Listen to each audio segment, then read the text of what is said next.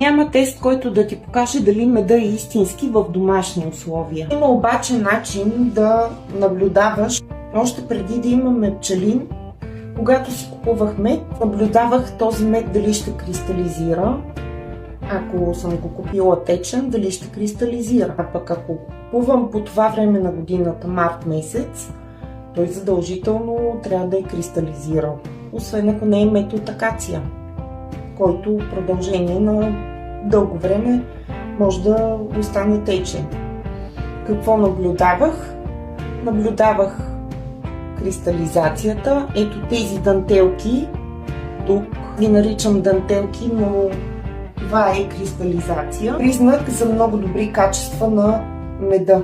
Третия начин е: взимате си лъжица мед, не се притеснявате, че е метална лъжицата.